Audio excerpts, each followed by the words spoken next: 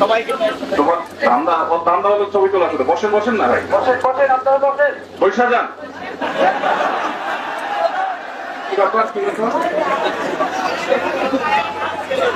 হাসির কারণ কি?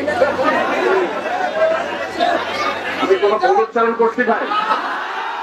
আমি কি ভুল কিছু বলেছি?